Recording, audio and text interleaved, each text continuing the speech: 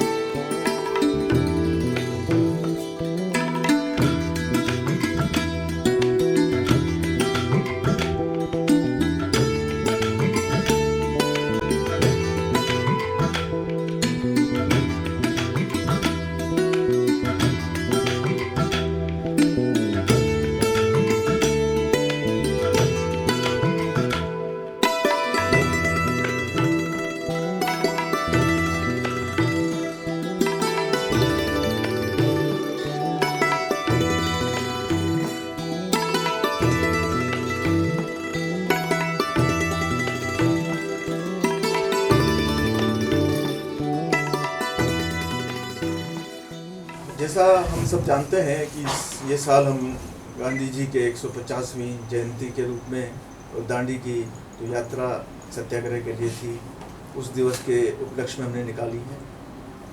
रिहान शायद हमारी राजस्थान सिंधी अकादमी की एक वार्षिक आयोजन रहा है और इसमें देश भर के प्रमुख लोगों को, लेखकों को, साहित्यकारों को, कलाविदों को बुलाए। इसमें उनके लेख, उनकी कविताएं, कहानियाँ, नाटक सभी तरह की विधाओं में छपती रही है।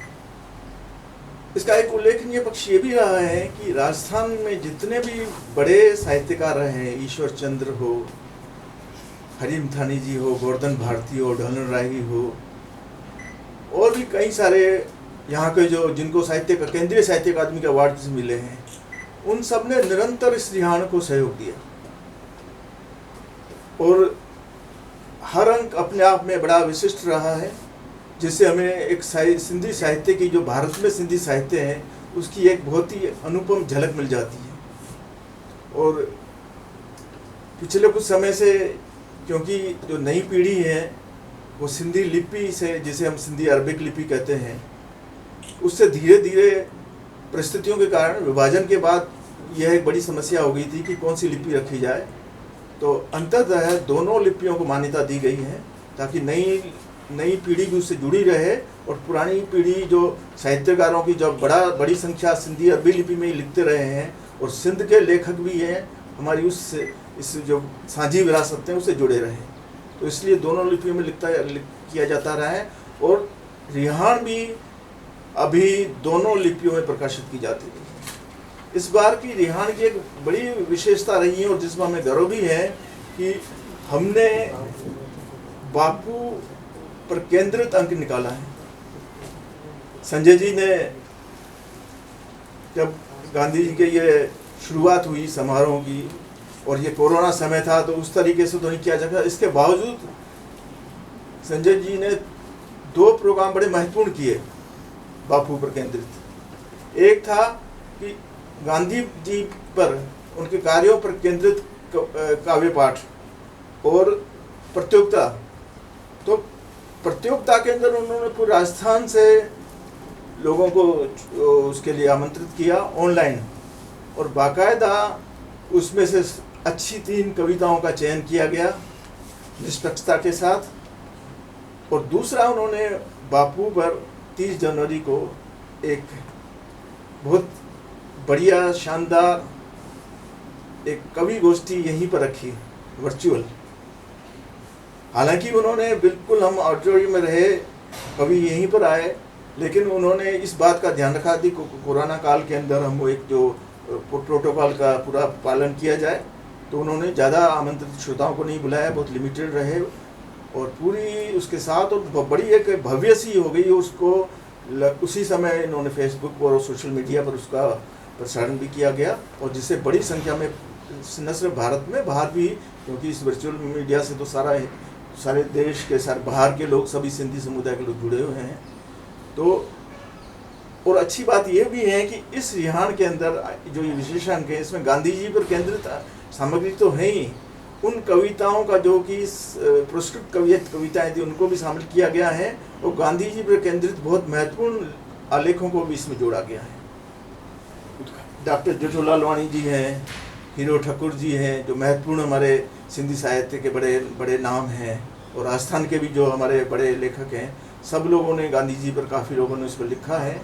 उसके अलावा विविध सामग्री जो हमेशा होती हैं उल्लेखनीय, उनका चयन किया गया है और मुझे भी खुशी है कि हमारे 4 उसके सदस्य रहे और एडिटोरियल बोर्ड में, उसमें मैं भी उसमें शामिल था और दोनों लिपियों के अंदर हमने उनका किया। वरिष्ठ लोगों से लेकर हमने नए लोगों को भी, नई पीढ़ी के लोगों को भी उसमें जोड़ा। तो इस लिहाज से यह न केवल महत्वपूर्ण है, संग्रहणीय है, बल्कि काफ़ी समय तक इसे हम याद करते रहेंगे, क्योंकि इसमें गांधी जी से संबंधित बहुत महत्वपूर्ण सामग्री सिंधी भाषा के अंदर है और उनसे जुड़ी हुई कविताएं भी एक जगह पर हमें सिंधी भाषा में मिल जाएगी।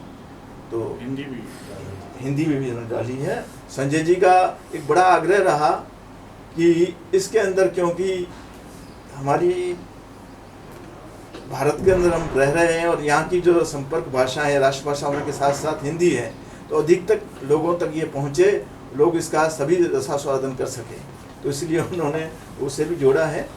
तो ये अपने आप में बड़ा महत्वपूर्ण अंक है। अब मैं ये है तो एक संक्षिप्त परिचय, और जब पत्रिका आपके हाथों में होगी तो आप इसके बारे में ज़्यादा जान पाएंगे। तो मैं आप सबसे माननीय अतिथियों से अनुरोध करूंगा कि इसका विमोचन करें।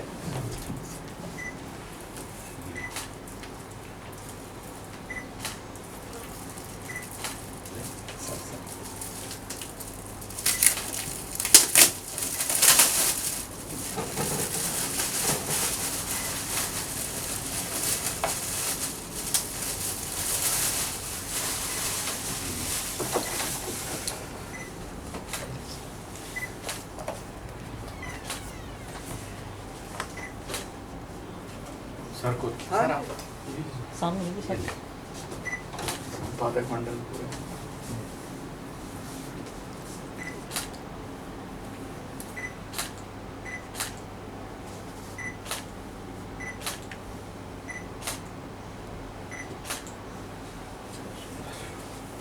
साहित्यकारों का जितना भी गांधी से संबंधित महत्वपूर्ण सृजन है सर, वो विचार किया सर से मिलके कि ये सारी भाषाओं में पहुंचे, कि कितना महत्वपूर्ण सृजन सब भाषाओं में हुआ है।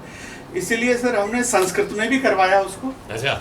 और हमने इसको सिंधी और हिंदी के साथ जो भी महत्वपूर्ण चीज़ें हैं वो पहुंचाने का संपादक मंडल ने प्रयास किया है सर, छोटा सा। बेहतर। और अब मेरा अनुरोध रहेगा सर, जी। जो भी सर का मन हो जैसा ना, तो सबसे पहले मनीष सर। अब मैं गांधी जी पर बहुत महत्वपूर्ण संगठन बने हुए हैं, और समन्वयक शांति व अहिंसा प्रकोष्ठ के राजस्थान सरकार है एक्चुअली, राजस्थान सरकार का अंग है। जी। माननीय, मैं आज के हमारे कार्यक्रम के मुख्य अतिथि श्री GR मूलचंदानी साहब, आपका जैसा आपने परिचय बता दिया कि गांधीवादी विचारक के रूप में हमारे श्री GS बापना साहब, जिनका नए नए विचारों के माध्यम से हम किस तरह जनता, उस समय की जनता का रुख अलग था, आज जनता और नई पीढ़ी का रुख अलग है, तो किस तरह से नए रूपों में गांधी जी के विचारों को नई पीढ़ी तक पहुंचाया जा सके, इसके लिए लगातार चिंतन करने वाले हमारे बापना साहब। मैं बड़ा सरप्राइज हुआ अभी जब चर्चा कर रहे थे कि अखबार लोग बहुत पढ़ते हैं और उसमें उठ के पढ़ते भी हैं, लेकिन मूलचंदानी साहब ने अखबार का वो न्यूज़ भी आज पढ़ लिया जो मेरा मानना है कि मतलब कुछ लोग ही रुचि से पढ़ते हैं। उन गांधी जी ने जो सत्याग्रह, जो दांडी मार्च जो है वो सत्याग्रह का एक सबसे अच्छा उनका उदाहरण है। उसके एक शाम पहले जो गांधी जी ने कहा वो आज एक समाचार पत्र में उसका लेख छपा है। अभी जो चर्चा में जब उन्होंने जिक्र किया तो वो पुरानी यादें ताज़ा हो गई। 2005 में माननीय मुख्यमंत्री जी, उस समय जो दांडी मार्च किया गया था 75 उसकी एनिवर्सरी पर, तो माननीय मुख्यमंत्री जी उस वक्त कन्वीनर थे उस यात्रा में, और मुझे भी उस समय मेरा भी चयन किया गया राजस्थान से, और मुझे उसमें भाग लेने का पूरे 26 दिन हमने अहमदाबाद से लेकर दांडी तक मैंने खुद ने भी, क्योंकि सब लोग चले, पैदल यात्रा हम लोगों ने की जैसे गांधी जी ने उस समय की थी। मेरे कहते हुए ये खुशी है कि जब हमारा गांधी जी ने जब दांडी मार्च किया तब भी हमारे राजस्थान को प्रतिनिधित्व मिला, और 3 यात्री हमारे यहाँ से, मदन मोहन चतुर्वेदी जी, सुल्तान सिंह जी और नारायण दत्त जी, तीनों जने राजस्थान की ओर से महात्मा गांधी जी के साथ चले। तो हमेशा ये राजस्थान का इतिहास रहा है, चाहे स्वतंत्रता आंदोलन हो और चाहे आज हमारे देश की सीमा पर आप लोग समय अखबार में लगातार आप पढ़ते हैं कि हमारे शहीदों में भी हम राजस्थान हमारा पीछा नहीं है। तो देश की रक्षा का सवाल हो, देश की आज़ादी का सवाल हो, राजस्थान हमेशा आगे रहा है। माननीय मुख्यमंत्री जी की भावना रही कि हमारी जो नई पीढ़ी है उस तक गांधी जी का जो सबसे बड़ा संदेश है शांति और अहिंसा, ये किस तरह हम लोग तक पहुंचाएं। तो उसके लिए पूरे भारत में ये पहला राज्य है राजस्थान जहां शांति और अहिंसा प्रकोष्ठ की स्थापना सरकार द्वारा की गई। और अभी बजट घोषणा में आप लोगों ने शायद ध्यान दिया हो कि उन्होंने इस प्रकोष्ठ को अब निदेशालय में कन्वर्ट कर दिया, अपग्रेड कर दिया। और आगे इसको विभाग के रूप में, ये पहला राजस्थान ऐसा राज्य होगा जो इस सब्जेक्ट पर जो गांधी जी की जो सोच थी शांति और अहिंसा, उस पर पहला राज्य है जिसने विभाग बनाया है। तो आज हम सब लोग यहाँ एकत्रित हैं और मैं तो संजय झाला जी का जरूर मैं धन्यवाद देना चाहूँगा। बाफना साहब के नए नए आइडियाज़ हमें जैसे ही मिलते हैं तो उसको कैसे इम्प्लीमेंट किया जाए। बहुत कम मैं बाफना साहब भी हैं और मूलचंदानी साहब भी हैं, बहुत कम ऐसे लोग हैं कि जो भावना को समझकर उस परिणति तरीके से कर पाए। और मुझे कहते हुए खुशी है कि मैं झाला साहब के बारे में, झाला साहब क्योंकि मैं बहुत पुराने संपर्क में रहे हैं हम लोग, तो इन्होंने जितने भी कार्यक्रम बाफना साहब के मार्गदर्शन में हमें मिले, जैसे अभी आपने जिक्र किया, एक सर मैं आपको निवेदन करूं, स्लोगन प्रतियोगिता, क्योंकि अभी कोरोना का टाइम था, जनता घरों में थी, संपर्क करने का कोई रास्ता, आप एग्ज़ाम करवा नहीं सकते ओपनली, बाहर आदमी निकल ही नहीं रहा था।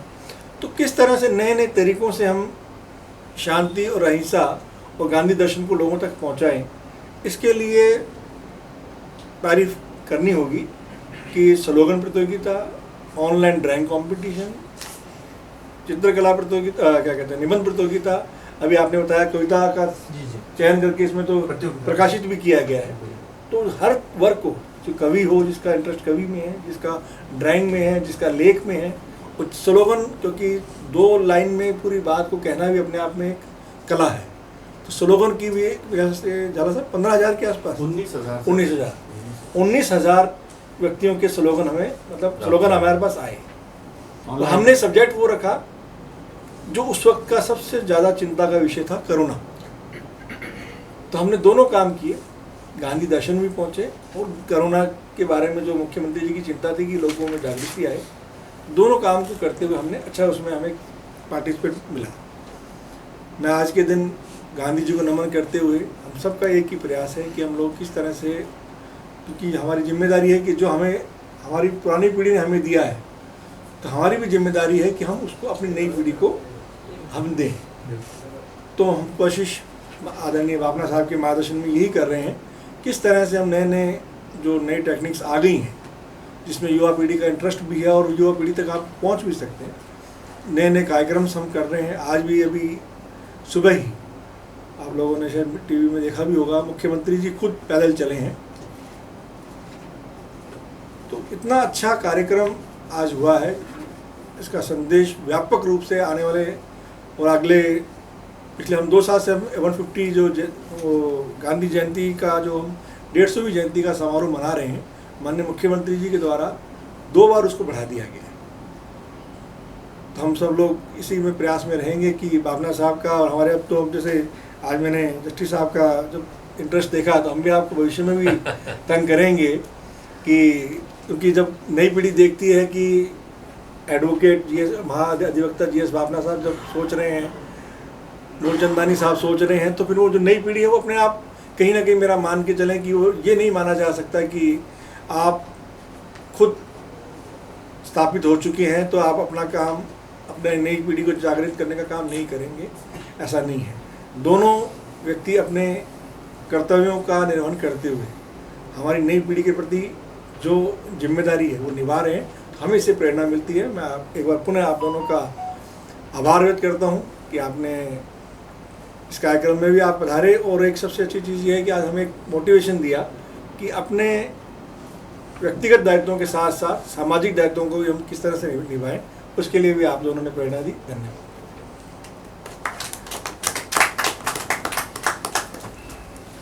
अब मैं आदरणीय बाफना साहब से अनुरोध करूंगा इस अवसर पर अपने विचारों से अपना उद्बोधन दें और गांधी जी के विचार किस तरह से आज के समय में कितने महत्वपूर्ण हैं, कितने प्रासंगिक हैं, और नई पीढ़ी को उससे कैसे और शिद्दत के साथ जोड़ा जा सकता है, उसके बारे में आप बताएंगे, मार्गदर्शन करेंगे। बाफना साहब। सबसे पहले तो भगवान झूलेलाल जी को प्रणाम। मेरा सौभाग्य है आज मैं राजस्थान सिंधी एकेडमी में यहाँ उपस्थित होने का। झाला साहब ने मौका दिया है मेरे को। हम लोग सब वाकिफ़ हैं इस बात से कि जब देश का पार्टीशन हुआ तो सिंधी लोग सबसे ज़्यादा इसके विक्टिम्स हुए और लाखों की संख्या में उनको माइग्रेट होना पड़ा हिंदुस्तान में। और जयपुर में भी हमारे सिंधी भाई बड़ी संख्या में माइग्रेट हुए, अजमेर में हुए। तो तत्कालीन जो भी सरकार रही, कांग्रेस की सरकार या जो भी नेता थे, उन्होंने प्रयास किया कि किस तरह से उनके गांवों पर कुछ मल्लम लगाया जा सके। तो जयपुर में हम देखते हैं आज भी जो बाज़ार बने हुए हैं, बापू बाज़ार, नेहरू बाज़ार, आदर्श नगर, बनी पार्क, कई कॉलोनियाँ उस समय बसाई गई ताकि किस तरह से उनके दर्द को कुछ कम किया जा सके। तो इन लोगों की कर्मठता हम लोग देखते हैं जो बहुत ही प्रेरणादायक रहती है और हम सबको प्रेरणा देते हैं कि किस तरह से आदमी मेहनत करके अपनी जीविका चला सकता है, अपना काम कर सकते हैं। जस्टिस इसरानी साहब तो हमारे बिल्कुल परिवार के सदस्य जैसे थे। हम लोग उनसे काफ़ी फ्रीक्वेंटली मिलते थे क्योंकि एज ए लॉयर भी थे और एज जज हुए, फिर उसके बाद रिटायर हुए। तो हम लोगों का उनसे बराबर संपर्क रहता था। जस्टिस मूलचंदानी साहब के सामने तो हम अपेयर होते, तो ये भी हमारा प्रिविलेज है कि ऐसे महान व्यक्तियों के सामने हम अपेयर होते हैं। तो कहने का मतलब ये है कि आज़ादी के मूवमेंट में भी हम देखते हैं आचार्य कृपलानी, मतलब गांधी जी के जो पिलर्स थे उनमें सिंधी समाज के जो लोग थे उनको गांधी जी बड़ा रिस्पेक्ट करते थे और अपने साथ रखते थे। और कि वो कांग्रेस प्रेसिडेंट भी उन दिनों में, उस ज़माने में बने थे। और हम लोग आजकल जो ये गाते हैं जय जगत सॉन्ग है, तो मैं नाम बोल रहा हूँ अभी, विनोबा जी के साथ एक लंबे समय तक जिन्होंने वो लिखा गाना जय जगत जय जगत जय जगत पुकारे जा, तो वो मेरे को भी वो नाम मेरे भी मिस हो गया। तो वो सॉन्ग इतना पॉपुलर है भाई सर्वोदय समाज में, आज भी हम लोगों ने उसको यहाँ प्ले किया उस गाने को। तो संगीत में सारे इतना डाइवर्स कंट्रीब्यूशन है समाज का जिसका कोई दर नहीं, उसका मतलब कमी मिलेगा। हम लोग कभी देखते हैं छोटा से छोटा काम करने के लिए भी तैयार सिंधी समाज के लोग हमेशा रहे, कभी हेजिटेट नहीं किया है। तो ये कोई सीखने की बात है। गांधी जी का जहाँ तक सवाल है, आज हम लोग सौभाग्य की बात है कि हम 12 मार्च डांडी मार्च डे पे मिल रहे हैं। और ऐतिहासिक जो मार्च थी, जो 240 माइल की गांधी मार्च फ्रॉम साबरमती टू डांडी, वो गांधी जी 78 लोगों को लेके वहाँ से साबरमती आश्रम से स्टार्ट हुए। रास्ते में कारवां बनता गया और लाखों आदमी उसमें जुड़ते गए। गांधी जी का ये था कि कोई आदमी, मतलब हिंसा हमको बिल्कुल भी नहीं करनी है किसी भी हालत में, चाहे हम पे कोई कितनी भी लाठी गोली कर सके। और ये एक सिविल डिसोबीडियंस असहयोग आंदोलन जो चलाया वो भी था सविनय, मतलब हमारे लिए दुर्भावना नहीं है ब्रिटिशर्स के लिए, लेकिन हम उनका कानून नहीं मानेंगे और आदरणीय भाव से कानूनी। तो ये एक दुनिया में एक नया ही उन्होंने कंसेप्ट दिया, सविनय अवज्ञा आंदोलन जिसको बोलते हैं। तो ये मतलब दुनिया में इसका कोई पैरेलल नहीं मिलेगा कि आप पे कोई लाठी गोली चला रहा है, आप उसको सहन करिए, लेकिन रेजिस्ट करिए। आप रेजिस्ट करने की आपको अधिकार है और आपको करना चाहिए। तो आज का दिन हम लोग उसको याद करते हैं कि कैसे सविनय अवज्ञा आंदोलन जो उस समय 1930 में जो ब्रिटिशर्स की जड़ें हिला दी, जरा सा एक नमक, एक चुटकी भर नमक उन्होंने हाथ से उठाया, उसमें सारे ब्रिटिशर्स को उन्होंने हिला दिया। और तो इस दिन आपने अपने जो ये मैगज़ीन है रिहान, इसको आप लॉन्च किया है, तो ये अपने आप में मतलब ये जो उस दिन से जुड़ती है, तो अपने आप में इसका महत्व और बढ़ जाता है। और कोशिश करूँगा मैं इसको, पता नहीं हिंदी में भी है तो पढ़ पाएंगे, हिंदी हिंदी में भी है। हाँ, संस्कृत में तो अभी है, सिंधी में तो पढ़नी है, आता नहीं है, तो इसलिए मैं कह नहीं सकता, लेकिन हिंदी में ट्रांसलेशन करवा रहे हैं। लेकिन हिंदी में है तो मैं इसको जरूर सर कोई ऐसा संस्मरण जो आपको याद हो, जिस घटना से, गांधी जी की जिस प्रेरणा से या जिस वाक्य से आपको प्रेरणा मिली हो और बिल्कुल आपने जीवन को बदलने का निर्णय लिया हो कि इस रूप में ही चलना हो, तो हमारे दर्शकों को ये भी ना सर आप बताएं, मेरा अनुरोध है। ऐसा तो कोई मैं अभी ऑफ हैंड तो मेरे को ऐसा लगता नहीं है, लेकिन क्या हम लोग क्या है बचपन से ही जोधपुर में गांधी पीस फाउंडेशन एक संस्था थी, वहाँ लोग जाते थे, गहलोत साहब भी आते थे, हम लोग भी जाते थे, तो वहाँ जो लिटरेचर पढ़ते थे द लास्ट फेज, जैसे प्यारे लाल जी का लिखा हुआ, मतलब जब पूरा देश आज़ादी के जश्न में मशगूल था, वो नोआखली में किस तरह से दंगों को रोकें, किस तरह से हिंदू मुस्लिम जो दंगे कर रहे थे, तो वो बड़ा यूँ टच किया कि मतलब देखिए सारा देश तो सेलिब्रेट कर रहा है, उनको चिंता जो उस समय लॉर्ड माउंटबेटन ने भी कहा 1 मैन आर्मी, गांधी जी को कहा 1 मैन आर्मी, मतलब इधर तो उनके साथ पंजाब में जो कत्लेआम हो रहा था रोक नहीं पा रहे थे, उधर उन्होंने अकेले ने सारे जो दंगे थे उनको कंट्रोल किया, तो वो बड़ा यूँ इम्प्रेस कर रहा था। मतलब वो गांधी जी मतलब क्या अपने आप में एक इंस्टीट्यूशन थे, और जिसको राइटली बोले था 1 मैन आर्मी। तो मतलब जो ये सब पढ़ते थे तो लगता था यार कि मतलब जो कोई आदमी अगर कुछ करना चाहे ठान ले तो असंभव नहीं होता है कोई काम। और इसी तरह उनकी जब घटनाएं पढ़ते हैं, जो उसको उनको ट्रेन से फेंका, जो उनका टर्निंग पॉइंट पीटर्सबर्ग जो स्टेशन पे उनको फेंका, तो उन्होंने उसको बड़ा माना कि हमारे अंग्रेज अत्याचार कर रहे हैं, और वो भी उनकी लाइफ का टर्निंग पॉइंट था। तब से उन्होंने देखा मैं न्याय नहीं सहूँगा बिल्कुल और उसको विरोध करूँगा। तो ऐसे जब उनके टर्निंग पॉइंट्स जो लाइफ के देखते हैं तो प्रेरणा मिलती है कि अपन भी कुछ करें, और अन्याय के खिलाफ लड़ने को हिम्मत मिलती है, और लोगों को भी कोशिश करते हैं प्रेरणा दें, और इस तरह से आयोजन ऑर्गेनाइज करें ताकि सब लोग इसको गांधी जी को पढ़ें, उनको जानें, समझें और उसके हिसाब से आचरण करें। मेरा जीवन ही मेरा संदेश है। हाँ, गांधी जी ने जो एक हाँ, सूत्र वाक्य का पंच लाइन उसी उनकी थी। को आपने बड़े हमें विस्तार से उसके बारे में बताया।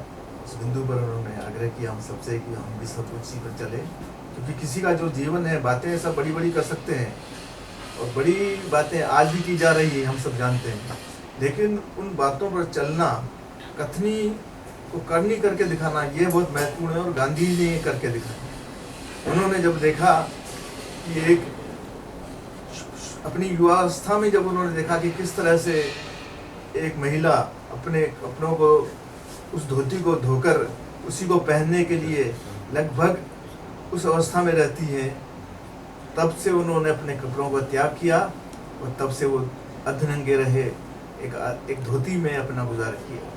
तो ये होती है आपके सामने एक बड़ा आदर्श कि हम किस तरह से लोगों को बड़े आंदोलन से जोड़ सकते हैं। क्यों नहीं दूसरा गांधी पैदा होता है।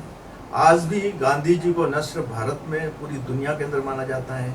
और ओबामा अभी तो हाल ही में ओबामा से लेकर मार्टिन लूथर किंग तक सभी ने गांधी जी को माना। और सरहदी गांधी तो गांधी जी के नाम पर देखिए कि कितना बड़ा उनका नाम तक हो गया, बादशाह खान, कि सरहदी गांधी कहलाने लगे। तो ऐसे महान बापू पर केंद्रित हमने ये अंक निकाला है, जिसके लिए हम सब तो बहुत गर्व भी है। ओबामा में तो ये भी कहा था कि दुनिया में उनसे पूछा था कि आप किसके साथ खाना खाना चाहोगे, तो उन्होंने कहा मैं तो महात्मा गांधी के साथ खाना खाना चाहूँगा। कितनी बड़ी बात है उसने। आइंस्टीन जैसे विद्वान ने भी हाँ, उन्होंने भी कहा कि वो आने वाली पीढ़ी इस बात पे विश्वास करेगी कि हाड़ मांस का ऐसा कोई आदमी भी था या नहीं था। और उनके जब गोली लगी तब ये कहा गया कि बहुत अच्छा होना भी कितना खतरनाक होता है। बहुत अच्छा अगर आदमी हो जाए तो उसका जीवन संकट में पड़ जाता है। अब मैं आदरणीय जस्टिस मूर्तिनारायण साहब से अनुरोध करूंगा कि वो अपने विचारों से उद्बोधित करें। राजस्थान सिंधी अकादमी में मैं प्रथम बार आया हूँ, तो सबसे पहले तो मैं भगवान झूलेलाल जी को अपना नमन करके अपने राष्ट्रपिता महात्मा गांधी जी को पूरा सम्मान और नमन करके अपनी बात कहूँगा। माननीय बापना साहब, मनीष साहब, झाला जी, चंदनानी साहब, करमचंदानी साहब, कोकलानी जी और पत्रकार महोदय तथा आज के इस दांडी यात्रा स्मरण के अवसर पर उपस्थित मेरे सभी साथियों, जैसा कि आप सभी लोग जानते हैं, अपन लोग सारे इंटेलेक्चुअल्स हैं, कि दमनकारी अंग्रेजी शासन को समाप्त करने के लिए कई प्रकार के आंदोलन किए गए, जिसमें नॉन कोऑपरेशन, खिलाफत, क्विट इंडिया, उसके साथ ही ये जो नमक मूवमेंट या जिसको गांधी दांडी यात्रा बोलते हैं, जैसा कि हमारे बापना साहब ने बताया, ये 340 माइल्स का जो मार्च था, जिसके माध्यम से जन जागृति पैदा की गई, चेतना नवयुवकों में जागृत की गई कि वो दमनकारी ब्रिटिश शासन को हटाएं। उन दिनों जैसा कि हम पढ़ रहे हैं, देख रहे हैं कि संचार माध्यम नहीं था और संदेश जो है वो नवयुवक तक या समाज तक प्रचारित नहीं हो पाता था। तो महात्मा गांधी जी ने यंग इंडिया नाम का एक जो है वो जर्नल, समाचार पत्र, जो साप्ताहिक था, पाक्षिक था, साप्ताहिक था, उसको निकाला और लाहौर अधिवेशन में ब्रिटिश शासन की दमनकारी नीतियों के विरुद्ध जो 11 सूत्री मांगे रखी गई, उनको यंग इंडिया में प्रकाशित किया और वो सरकार से अपेक्षा की गई कि वो इन मांगों को माने और 31 जनवरी तक का समय सरकार को दिया गया, ब्रिटिश शासन को। मगर ब्रिटिश शासन कहाँ मानने वाला, तो वो तो दमनकारी, एट्रोशियस। तो 2 तारीख को उन्होंने जो है वो वाइसराय को चिट्ठी लिखी कि हम आंदोलन करेंगे 12 तारीख से। अंततः जब देखा कि कोई फलीभूत बात नहीं हो रही है, तो फिर 12 तारीख से ये नमक आंदोलन, दांडी मार्च निकाला।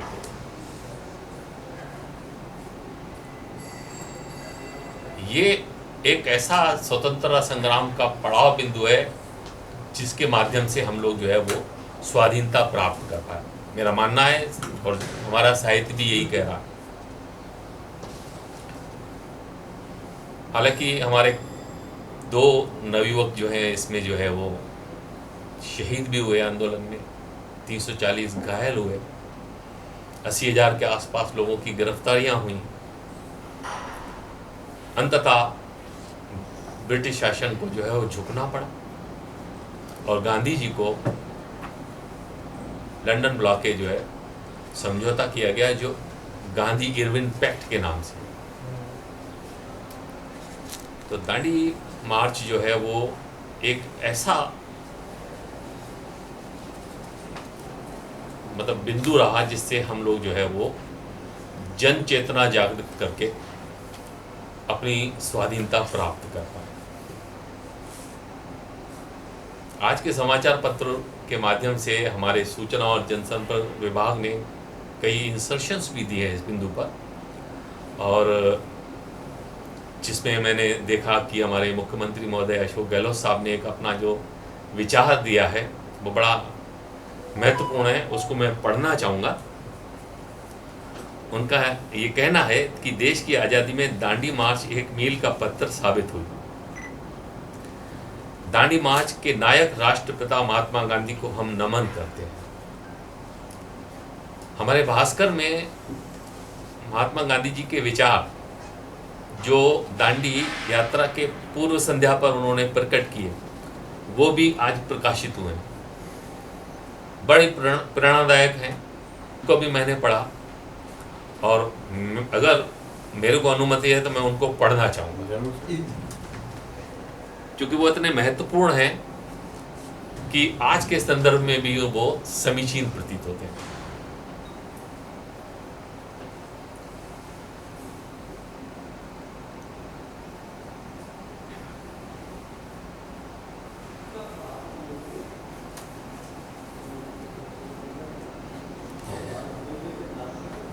गांधी जी ने ये कहा कि दांडी मार्च मेरे लिए 4 धाम यात्रा के समान है।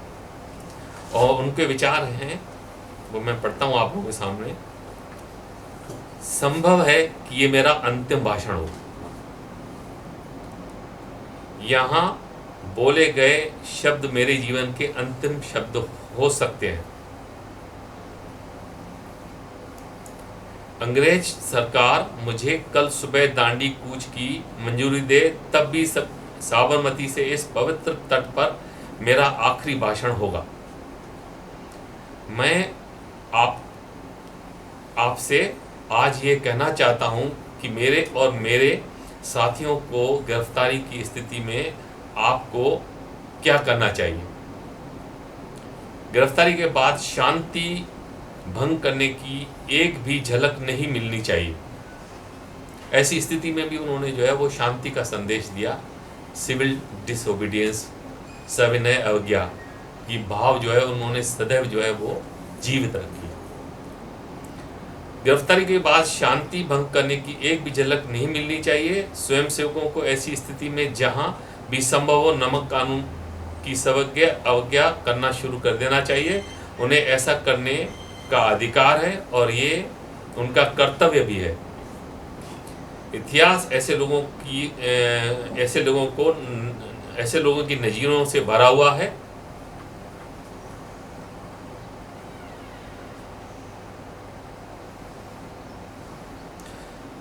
जो सिर्फ आत्मविश्वास, बहादुरी और दृढ़ता के बल का नेतृत्व कर उभरे। इसके अलावा अन्य अनेक पद्धतियों से भी बहुत कुछ किया जा सकता है। शराब और विदेशी कपड़ों की दुकानों के समक्ष धरना दिया जा सकता है। हमारे पास यदि अपेक्षित शक्ति हो तो हम कर देने से इनकार कर सकते हैं। वकील वकालत करना छोड़ सकते हैं। सरकारी मुलजिम त्यागपत्र दे सकते हैं। निराशा के बीच त्यागपत्र देने वाले लोग रोजगारी खोने के डर से कांप रहे हैं। ऐसे लोग स्वराज के लिए अयोग्य हैं। ये भी उन्होंने कहा कि अपना आत्मबल बनाए रखें और सही रास्ते पर चलते रहें। ये नहीं कि आप आत्महत्या कर दें या जो है वो रोजगार छोड़ दें या त्यागपत्र दे दें। यही ये संदेश है जो मैं कूच शुरू करने से पहले, जेल जाने से पहले आप सभी तक पहुंचाने का उत्सुक था। गांधी जी की फिलॉसफी तो हम लोग सभी जानते हैं। उनकी फिलॉसफी का जो सबसे मूल मंत्र मैं जो आत्मसात किया हूँ और जिसका अनुसरण करके हमने अपने जीवन को आगे लिया है वो है साधन और साध्य। साधन और साध्य दोनों पवित्र होने चाहिए। तो आज दांडी मार्च के 91st एनिवर्सरी के अवसर पर हम लोग मिल रहे हैं और उन्हें याद कर रहे हैं। हम ईश्वर से यही प्रार्थना करेंगे कि हमारे नवयुवकों को भी ये सद्बुद्धि मिले कि वो अन्याय के विरुद्ध लड़े और अपने प्रजातंत्र को जीवित रखें। जय। मूलचंद रानी साहब ने बहुत ही जो अपना अंतिम वाक्य बोला बहुत महत्वपूर्ण है आज के संदर्भ में भी, कि सबसे बड़ी ज़रूरत है कि हमें अपने अन्याय के विरुद्ध हमें अपनी आवाज़ उठानी चाहिए, लोकतंत्र की रक्षा करनी चाहिए। अगर हम ये करेंगे तो तभी हम गांधी जी के सपनों को साकार कर पाने के लिए कर पाएंगे। बहुत बहुत धन्यवाद आपका।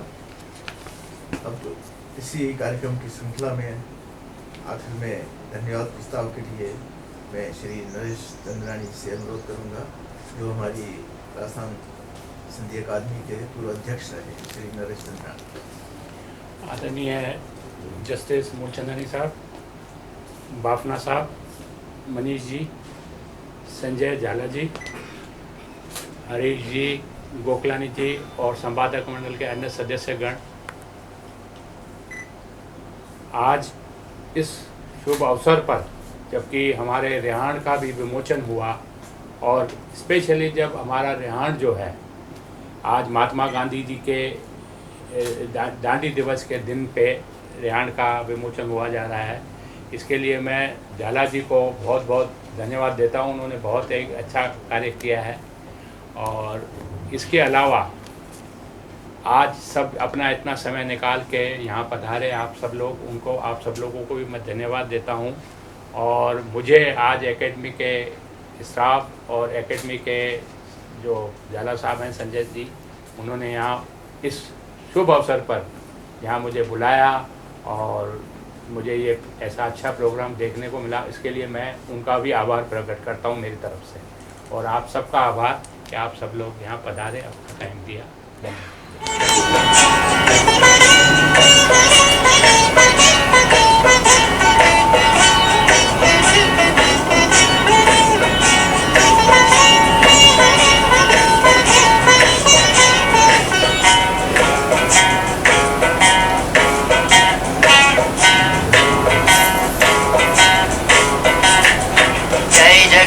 जय जगत पुकार जा, जय जगत पुकार जा, जय जगत पुकार जा, सिर अमन पे वार जा, सिर अमन पे वार जा, सबके हित के वास्ते अपन सुख विसार जा, सबके हित के वास्ते। ये 90 साल के हैं सुब्बा राय जी, आवाज में इतना दम है इनका अब भी। तो आयु बताई नहीं लग रही। हाँ, भगवान ने इतना अच्छा कंठ दिया है इनको। 90 मतलब अभी 91 बर्थडे बनाया था इसमें 93 के हैं। अब हमने 2 साल पहले बहुत बड़ा कार्यक्रम किया था 7 फरवरी को, इनकी बर्थडे मनाई थी। जी